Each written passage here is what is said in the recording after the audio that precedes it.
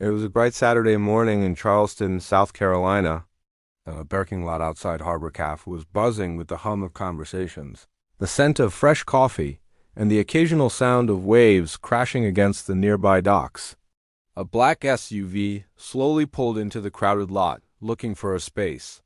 Behind the wheel sat Marcus Reed, a tall, broad-shouldered man in his mid-30s with calm eyes that had seen both war and peace. Marcus wasn't just any man, he was a decorated Navy SEAL, recently retired after 15 years of service. He had saved lives, seen darkness, and learned the value of silence. All he wanted that morning was a quiet breakfast and a little peace. He had just come from visiting his mother's grave, a yearly ritual he never missed. As he spotted a small parking space near the entrance, he smiled softly. But from the opposite direction, a silver Mercedes sped up, cutting in front of him and swinging sharply into the same spot. Marcus braked calmly, his expression unchanged, but a quiet sigh escaped his lips. A couple stepped out of the Mercedes, a man and woman in their early 40s. The man, Trevor, wore designer sunglasses and a smug smirk, while his wife Brittany adjusted her blonde hair and shot Marcus a glare like he'd done something wrong. Trevor chuckled, tossing his keys into his hand. "Sorry, buddy," he said loudly. "You should have been faster." Marcus opened his window just slightly, keeping his tone even. "No problem, sir. I saw the spot first, but if you're in a hurry, take it." Brittany rolled her eyes. "Oh, please, there are plenty of other spots back there." "You people always want special treatment." Marcus blinked slowly, the words settling in like cold water. He had heard worse in his life, but still, the casual venom stung. He forced a calm smile. "I'm not looking for special treatment, man. Just fairness." Trevor laughed, stepping closer. "Fairness? This isn't the military, hero. Go park somewhere else." Marcus turned off his engine and began to reverse toward another space further away. He could have argued. He could have put Trevor in his place. But years of discipline had taught him that not every battle was worth fighting. He parked his car, stepped out, and walked calmly toward the café. But as fate would have it, karma was already watching. "They'll hire anyone these days," Trevor smirked. "Don't waste your time, babe." "She's not worth it." Marcus's jaw tightened. He had seen arrogance like that overseas, people who believed they were better than others just because of what they owned. Ella's voice trembled. I'm really sorry, man." "It won't happen again." Marcus stood slowly, leaving his coffee untouched. He walked over and crouched down, helping wipe up the spilled juice. "It's okay," he said gently to Ella. "Accidents happen." "You're doing fine," Brittany scoffed. "Wow, the hero comes to the rescue." "What are you, some kind of janitor now?" Trevor chuckled. "Maybe he's trying to get a tip." Marcus looked at them calmly. "No, sir. Just trying to make someone's day a little easier." The couple rolled their eyes as the manager came over to calm things down. Marcus returned to his seat, still silent. But the universe had its own timing. When the couple got up to leave, they noticed through the window that a tow truck was backing up to their Mercedes. Trevor bolted outside, shouting, "Hey, what the hell are you doing? That's my car." The driver pointed at a freshly painted curb. "Sir, this space is for veterans only." "You parked illegally." Trevor's face went pale. "Veterans only? That's ridiculous." How was I supposed to know? Marcus stood up, watching quietly from the cafe door. Brittany turned toward him, realization dawning. You knew, didn't you?" she hissed. Marcus nodded softly. "Yeah, I did. But I wasn't going to say anything." Trevor stomped over, his face red. "You set us up." Marcus's eyes didn't waver. "No, sir. You set yourself up the moment you took what wasn't yours." Brittany gasped as the tow truck began to pull the Mercedes away. "Wait, do something," she screamed at her husband. Trevor tried to argue, but it was too late. The sign was clear. The fine was heavy, and the humiliation public. The cafe's customers watched quietly. Some shook their heads, others smiled. Marcus paid his bill and nodded to Ella. "Keep the change," he said softly. As he walked out, Ella whispered, "Thank you, sir."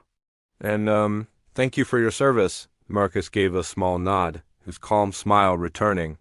"Take care of yourself." He walked into the sunlight, never looking back. People like him always play the victim. Trevor stopped pacing. You think he actually was military? Please, she scoffed. If he was, he'd be driving something better than that old SUV. He's just another guy looking for sympathy. Trevor's face darkened. Yeah, and he embarrassed us. He turned to Brittany, his voice lowering. Maybe we should teach him a lesson. Brittany raised an eyebrow. What do you mean? I saw the sticker on his car, Reed Construction. Probably his business. We could post about how he harassed us, claim he threatened us. Brittany smirked, her bitterness taking shape. That could ruin his reputation. Trevor nodded, already pulling out his phone. Exactly. People will believe us.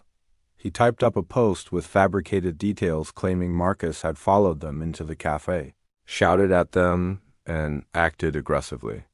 Within minutes, the post was up on Nextdoor and Facebook, complete with a blurry picture of Marcus's car. By morning, hundreds of comments had appeared. Some believed them. Others questioned the story. But by noon, Marcus's business phone began ringing with cancellations. Longtime clients texted him saying they needed to postpone projects. Marcus sat in his small office, reading the comments with a heavy heart. He didn't understand why they were doing this, but he refused to let anger win. He called one of his old SEAL friends, Ryan, for advice.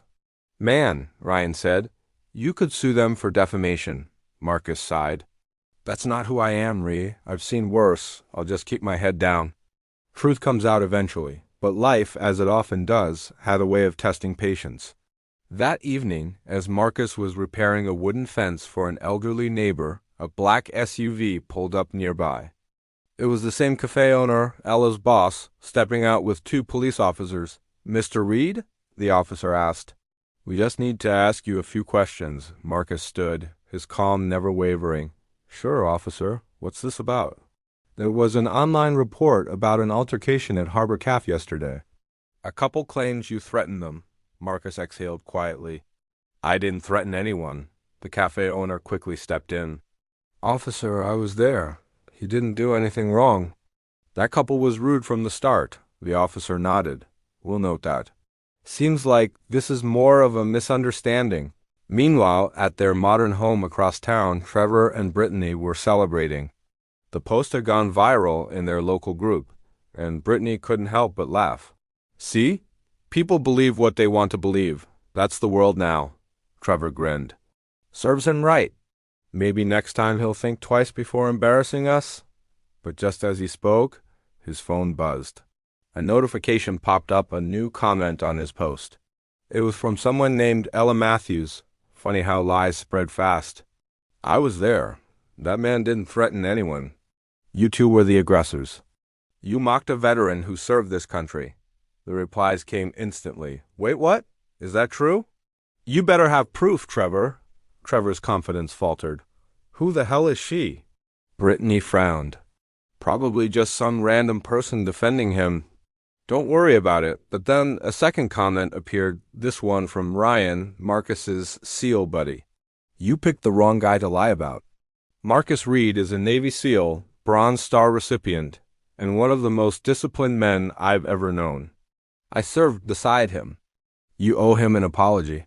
As he turned off his phone, another notification appeared. Marcus had posted a single message on his page. To those who stood by me, thank you. To those who judged me, may you learn what real strength is. Forgiveness is power. Trevor stared at the words for a long time. For the first time, he felt something unfamiliar shame. He had fought to hurt a man who had never lifted a hand against him. Brittany looked at him quietly. What do we do now? Trevor whispered, We make it right, but karma wasn't finished with them yet, and redemption would cost more than they expected. A week had passed since the scandal broke. The world around Trevor and Brittany seemed smaller, colder, and quieter. Neighbors who once waved now turned their heads away. Their friends from church had stopped inviting them. Even Brittany's sister had messaged her. You went too far this time. Trevor hadn't slept properly in days. He kept replaying the scene in his head, the cafe. The look on Marcus's face when he said, You set yourself up the moment you took what wasn't yours. Every time he remembered those words, guilt clawed deeper. Brittany sat on the couch in her robe, scrolling endlessly through the hundreds of angry comments still flooding their pages. Her eyes were red, her voice barely a whisper. "They're calling us monsters, Trevor." "I can't even go to the store." Trevor rubbed his forehead. "I'll fix this, somehow." "How?" she asked. "He'll never forgive us." Trevor hesitated, then quietly said, "Then maybe it's time we do something to deserve forgiveness." The next morning, he drove across town to Reed Construction, where Marcus worked. The small sign on the front lawn was simple, hand-painted like Marcus himself. Trevor parked a few houses away, rehearsing what he'd say, but as he approached the office, his courage faltered. Through the window, he saw Marcus helping a young man load supplies onto a truck.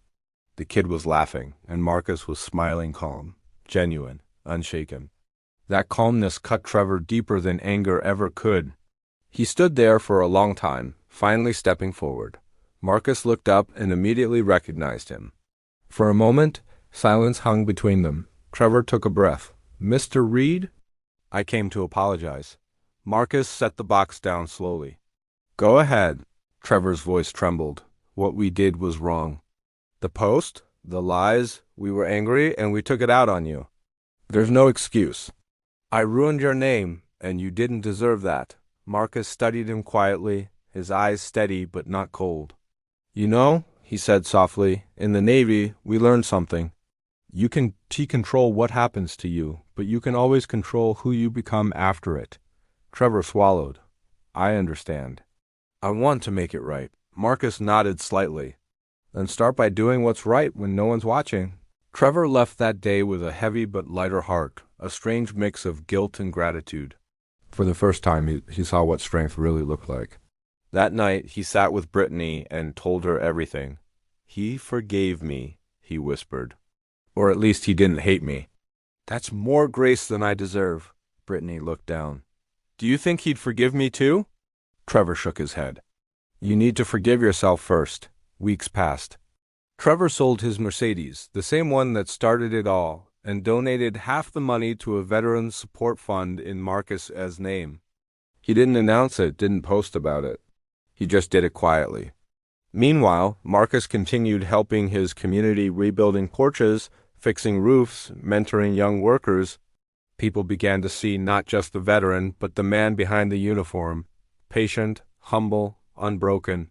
One day, Marcus received a letter in the mail, no return address. Inside was a check made out to the Veterans Association, and a note written in neat handwriting. "We judged you for your color when we should have respected you for your character. You taught us what real strength means. Thank you for your forgiveness. T and B." Marcus read the letter twice, then smiled quietly. He didn't need revenge. Karma had already done its work. A few months later, Harbor Caf held its annual Community Heroes Day, honoring locals who made a difference. Marcus was the guest of honor, though he didn't expect to be. He wore a simple shirt, stood on stage beside Ella, and gave a short speech. "I learned something this year," he said. "Kindness doesn't always come easy. But if you can meet hate with calm and hurt with grace, you don't just change one moment, you change hearts." Applause filled the room. Among the crowd, unnoticed by most, stood Trevor and Brittany in the back. They didn't approach. They didn't speak. But when Marcus glanced toward them, their eyes met. For a second, it was as if time stopped. Brittany mouthed, "Thank you." Marcus gave a faint nod. That moment, the quiet understanding, the unspoken forgiveness was worth more than any apology could ever give. As the crowd dispersed, Ella walked up to Marcus. "You ever regret not fighting back that day?" she asked gently. Marcus chuckled softly. "No, some battles are won without throwing a single punch." She smiled. "You really are something, Marcus Reed." He looked out toward the sunset over Charleston Harbor. "Just a man trying to do better than yesterday." That evening, Trevor and Brittany drove home in silence. But it wasn't a silence of shame anymore, it was reflection. They had lost friends, money, and reputation. But maybe, for the first time in years, they had found something worth keeping: humility. Brittany turned to Trevor, tears in her eyes. "You think we'll ever make up for it?" Trevor glanced out the window, remembering Marcus's calm voice. Maybe not, he said quietly. Sometimes it whispers through forgiveness. Moral of the story: never judge someone by what you see. The strongest people often carry their battles in silence. Respect, once lost, is hard to earn, but redemption begins the moment you choose to do right.